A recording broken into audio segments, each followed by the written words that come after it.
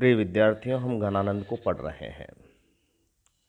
पिछले कालांशों में आपने देखा कि घनानंद सुजान से प्रेम करते हुए वह उसमें डूब जाता है, एकनिष्ठ प्रेम करता है। सुजान की तरफ से कोई प्रत्युत्तर नहीं आता। उसकी पीड़ा लगातार प्रकट हो रही है और जो आज हम 9वां पद पढ़ने जा रहे हैं वह उसकी पीड़ा की पराकाष्ठा है, उसका आर्तनाद है, उसके हृदय का हाहाकार है।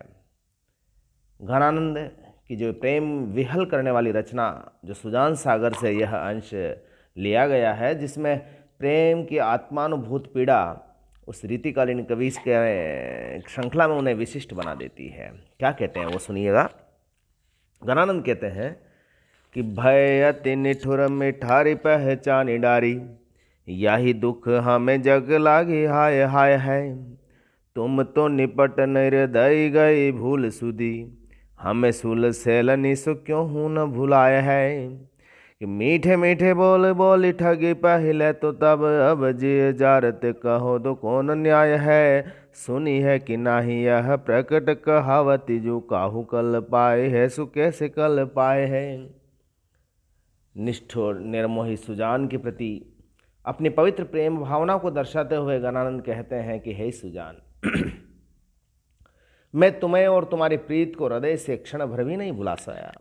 भय अति निठुर मिटारे पहचानी डारी, यही दुख हमें जग लागे हाय हाय। लेकिन तुम्हारी तरफ से क्या हुआ, इसके विपरीत तुमने अत्यधिक निष्ठुर हो गई, कठोर हो गई और तुमने अपनी स्मृतियों में मुझे नहीं लाया और अपनी पहचान तक मिटा डाली। भय अति निठुर, तुम निठुर हो गई और अपनी पहचान तक मिटा डाली, और यही दुख हमें क्या कर रहा है, हमारे हृदय को हाहाकार कर रहा है। यही मुझे रात दिन सालता रहता है, मैं उसे भुला नहीं पाता। हे निर्दयी, हे निर्दयी सुजान, तुमने क्या किया।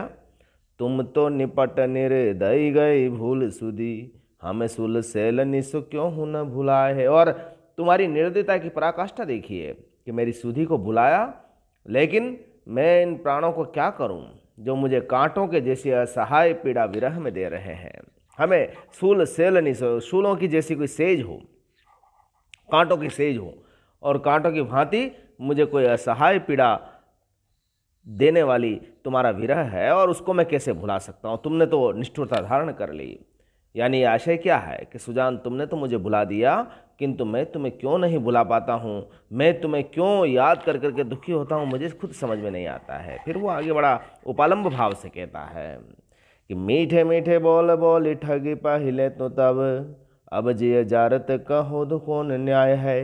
पहले तुमने मीठे मीठे बोल बोल करके मुझे ठगा, मुझे फंसाया, तुम महा ठगी हो, क्योंकि तुमने मीठे बोलकर मुझे अपने प्रेम जाल में फंसा लिया, ठग लिया, और अब जब मिलने का समय और इच्छा है तो तुम मुझे विरहाग्नि में जला रही हो। यही सुजान, ये कहाँ का न्याय है। किसी का जी जलाना, किसी को दुख देना, किसी को परेशान करना और किसी से खिलवाड़ करना, ये कहाँ का न्याय है। अब जी जारत, तुम जी को जला रही हो, ये कहाँ का न्याय है। तुमने सुना है कि नहीं, सुनी है कि नहीं, यह प्रकट कहावती जो, यानी तुम्हें एक कहावत को ध्यान में रखना चाहिए। यह संसार का नियम है कि काहू कल पाए है सो कैसे कल पाए है। यानी जो किसी को कल पाता है, किसी को परेशान करता है, पीड़ा पीड़ित करता है, तो उसे दूसरी बार उसे भी वैसा ही भुगतना पड़ता है। कल पाए, कल पाता है यानी परेशान करता है, पीड़ित करता है। दूसरा कल पाए, कल उसे प्राप्ति होगी, यानी कल उसे वापस उसका फल मिलेगा। यानी विरह की हाय लगने से कोई शांत नहीं रह पाता। मैं तुम्हें जैसे याद करता हूँ, तुम्हें प्रेम से संजोता हूँ, तुमने कठोरता त्याग कर मुझे कठोरता से त्याग दिया, लेकिन ये ध्यान रखना कि जितना तुमने मुझे कष्ट दिया वही कष्ट तुम्हें भी मिलने वाला है। तो यहाँ पर जो अंतिम पंक्ति कितनी सुंदर है यमक का, देखें आप, कल पाए और कल पाए। घनानंद जो इन पंक्तियों में देख रहे हैं आप घनानंद को, कि उसके सच्चे प्रेम की अनुभूति की प्रभावी व्यंजना है। सुजान किस तरह से निष्ठुर है, निर्मोही है, वह विस्मृत कर चुकी है, उसके उन दोनों के बीच में कितनी कटुता धारण हो चुकी है, और घनानंद की जो कितना प्रेम तरल रूप में है, गंभीर रूप में है, प्रेमातिरेकता के कारण वो कितना भावुक हो गया है, और उसका भोलापन कितना है, ये बड़े सहज भाव से प्रकट हो रही है। वियोग श्रृंगार की जो अवस्थाएं होती है, पूर्वराग, करुण, प्रवास, ये यहाँ पर आप सभी देख सकते हैं। और प्रेम में जो उपालंब भाव होता है, प्रलाप होता है, स्मृति होती, करुणा, दैन्य, विषाद, ये सारी मनोवृत्तियाँ जैसे एक ही पद में छा सी गई हैं। प्रेम की जो वक्रोक्तिजन्य विशिष्टता है कि वह सुजान चाहे भूल गई हो, लेकिन कवि तो उसे चाहता है। यही बहुत शानदार यहाँ की वक्रोक्ति है कि जिसने एक तरफा प्रेम करने के बावजूद उसे विस्मृत नहीं किया है। एक और पंक्ति देखें आप कि याही दुख हमें जक लागी हाय हाय। दुख विषाद जब प्रबल होता है तो क्या क्या स्थिति होती थी। यहाँ विप्सा अलंकार हाय हाय शब्द में हो गया। मीठे मीठे बोल बोली में पुनरुक्ति प्रकाश अलंकार, अनुप्रास अलंकार है, और नीचे यमक अलंकार मैंने काहू कल्पाय में बताया ही है। तो साहित्यिक ब्रज भाषा में जो भावानुकूल माधुर्य गुणयुक्त पदावली इन्होंने प्रयुक्त की है वो बड़ी सुंदर है। वियोग श्रृंगार रस की छटा दिखाई दे रही है। कवित्व छंद में यह पद बड़ा सुंदर हो गया है। तो हम इस पद में गणानंद की विरह भावना प्रकट हुई है। हम अब आगे बढ़ते हैं।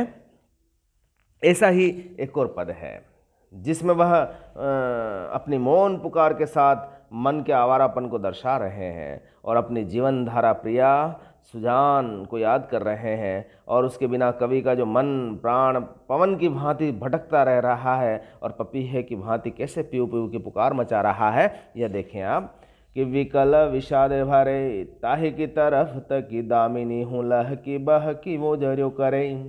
जीवन आधारपन पूरित पुकार निस्वार्थ पपीहा नित कुखनी करियो करे।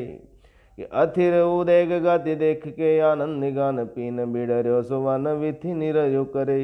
बूंदेन परति मेरे जान प्यारी तेरे वीरही कोहरी मेघ आंसू निझयो करे। गणानंद अपनी प्रिया के विरह में अपनी विदग्ध स्थिति को दर्शा कर रहे हैं कि हे सुजान, तुम्हारे विरह में मेरा मन व्याकुल और बेचैन हो गया है और वह विषाद से भर जाता है तथा दिन रात तुम्हारी तरफ रास्ता देखता रहता है। विकल विषाद भरे तेरे ही तरफ दामिनी हूँ लह की बह की जरियो करे। आसमान में घिर आई घटाओं के बीच, आसमान में घिर आई घटाओं के बीच में चमकते वाली बिजली की भांति मेरा मन तुम्हारे विरह में लहकता बहकता जला करता है। जीवन आधार अपन पुरित पुकारिनी सो। हे जीवन के आधार सुजान, सुनो, मेरा मन पूरे प्राणपण से आपूरित होकर तुम्हें पुकारता रहता है।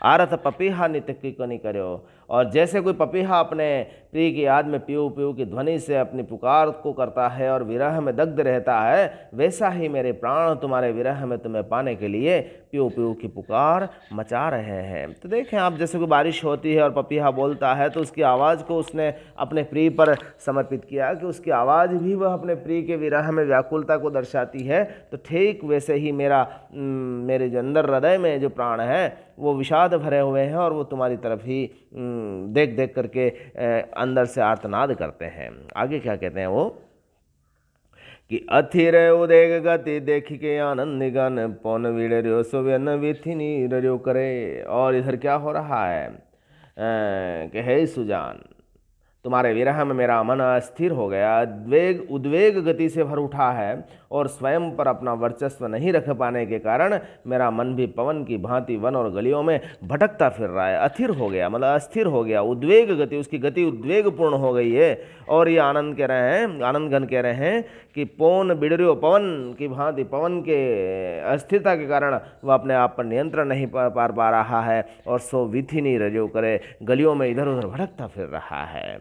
बूंदे न परति मेरे जान जान प्यारी तेरे, विरही को हैरी मेघ आंसू ने जरियों करे। और हालात यह है कि जब मेरे आहत प्राणों पर जब तक तुम्हारे प्रेम की शीतल बूंदें नहीं पड़ती, तो हे जान से प्यारी सुजान, जान सुजान, तेरी विरही प्रेमी को ढूंढ कर मेघ रूपी आंसुओं की वर्षा झड़ी से लगा देती है। कहने का आशय क्या है कि तुम्हारे विरह से मैं दामिनी की भांति लहक बहक जला करता हूँ, प्राणपण से पपीहा की पीऊ पीऊ की रट लगाए रहता हूँ, उद्वेग गति पवन की भांति वन गंडलियों में भटका करती हूँ, और लेकिन विरह को शांत करने के लिए अश्रु की झड़ी लगती रहती है।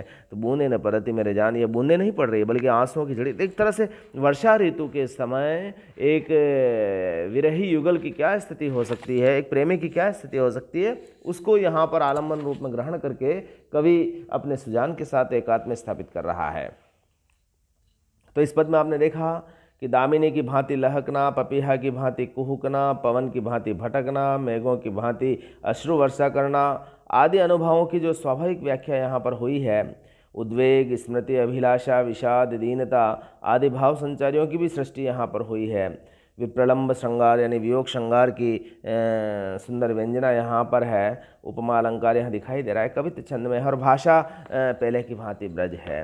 तो आपने देखा इन 9वें और 10वें पदों को, जिसमें गणानंद की विरह किस रूप में प्रकट हो रहा है, इसको आप देखें और इसके इन पदों की व्याख्या करें। शेष हम अगले कालांश में देखते हैं।